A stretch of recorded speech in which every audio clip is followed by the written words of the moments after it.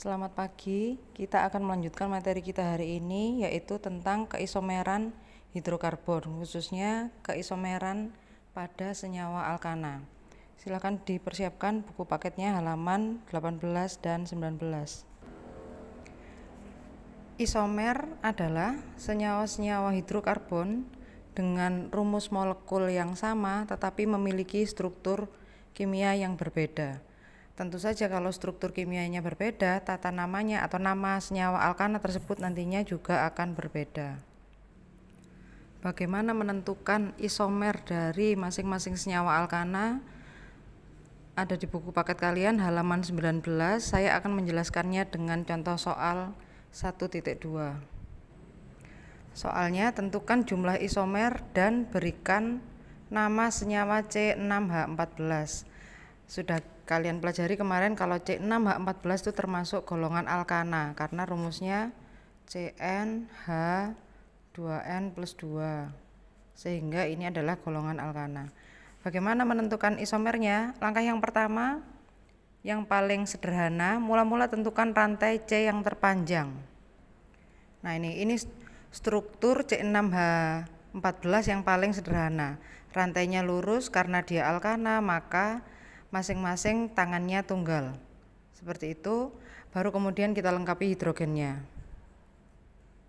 H3, 2, 2, 2, 2, 3.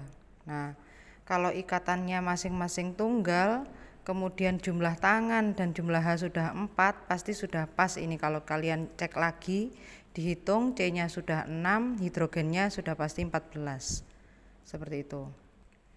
Kita sudah dapat satu isomer. Kita gambar lagi isomer yang kedua. Bagaimana? Caranya dari 6C ini kita ambil dulu satu atom C-nya yang akan kita jadikan rantai cabang. Nah, 6 dikurangi 1 berarti tinggal 5 induknya. Nah, yang diambil tadi ditempelkan di mana? Di sini. Kenapa kok tidak di sini? Misalnya begini. Nah, karena kalau ditempelkan di sini nanti kan akan jadi tetap sama dengan ini.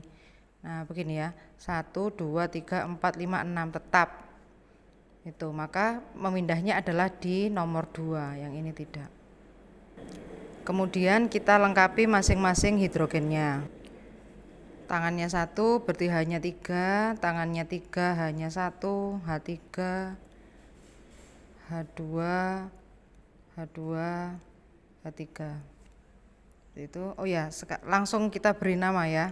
Jadi yang pertama tadi karena dia alkana rantai lurus tidak bercabang, maka namanya 6 berarti N atau normal heksana. Kemudian yang kedua, nah ini berarti rantai utama atau rantai induknya ada 5, berarti namanya pentana. Kemudian cabangnya berupa metil di nomor 2. Kalau gambarnya seperti ini berarti nomornya dari kiri kan, 4, 5. Metilnya nempel di nomor 2 berarti namanya 2 metil pentana. Kemungkinan yang ketiga, kita masih menggunakan rantai utama yang berjumlah 5.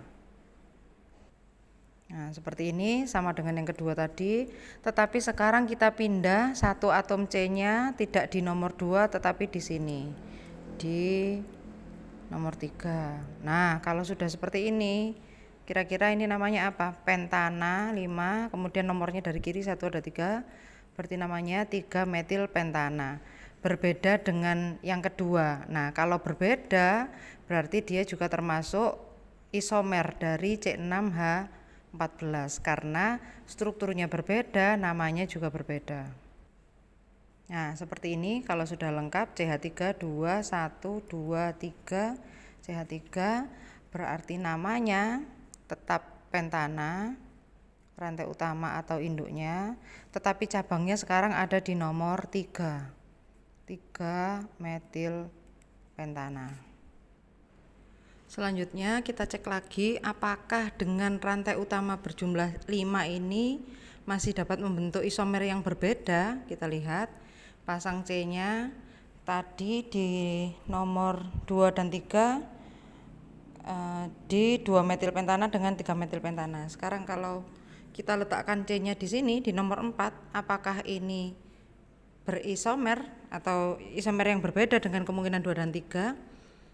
Kalian lihat, nah ini kalau seperti ini bukan ya, ini bukan isomer yang keempat. Kenapa? Karena kalau seperti ini maka menghitungnya bukan lagi dari kiri tetapi menghitung nomornya dari kanan. 1, 2, berarti 2 metil pentana akan sama dengan isomer yang kedua tadi. Nah, apalagi kalau di sini tempatnya. Nah, berarti kalau di sini ini akan menjadi 1, 2, 3, 4, 5, 6 akan menjadi heksana atau normal heksana, sama seperti kemungkinan pertama yang tadi. Nah, maka kalau begitu kemungkinan isomer untuk dari rantai utama yang berjumlah C-nya 5 sudah habis. Berarti kemungkinan keempat kita kurangi lagi C-nya, kalau tadi rantai utamanya 5 sekarang menjadi 4. Berarti tinggal 2 yang bersisa yang akan kita pasang sebagai cabang.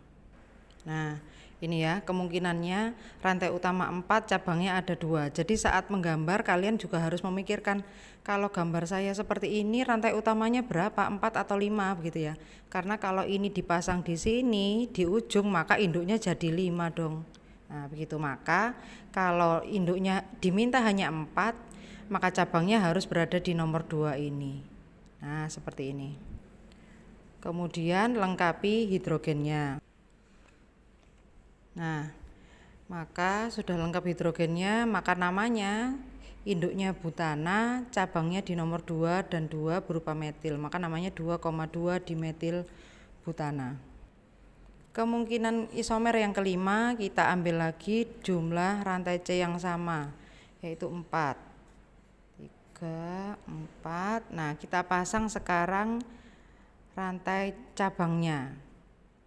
1 di sini, CH3, 1 di sini, CH3. Jadi kita pindah dari yang 22 kemudian jadi seperti ini. Nah, kalau seperti ini nomornya boleh dari kiri boleh dari kanan ya. Saya ambil dari yang dari kiri, 1, 2, 3, 4, maka tetap induknya berupa butana, cabangnya ada 2 metil, berarti dimetil, nomornya posisinya di nomor 2,3 seperti ini. Kemungkinan berikutnya 6, kita ambil lagi rantai C-nya 4, kita pasang 2-nya. Sekarang di sini C, di sini C. Bagaimana? Apakah ini isomer yang berbeda dari yang sebelumnya? Ya, tidak ya. Jadi ini kalau kita lihat struktur seperti ini, memberi nomornya sekarang bukan dari kiri tetapi dari kanan. 1, 2, 3, 4. Jadi 2,2 dimetil butana. Nah, sama dengan isomer yang keempat tadi. Kalau begitu kemungkinan ke-6 ini tidak ada. Nah, lalu apakah ada lagi bentuk yang berbeda? Tidak ada lagi bentuk yang berbeda, sehingga bisa disimpulkan jumlah isomer dari senyawa C6H14 berjumlah 5 isomer. Seperti itu. Nah, ini ya, jadi kesimpulannya jumlah isomer senyawa C6H14 ada 5 isomer. Silakan kalian kerjakan latihannya lalu disubmit di tempat yang sudah disediakan. Terima kasih.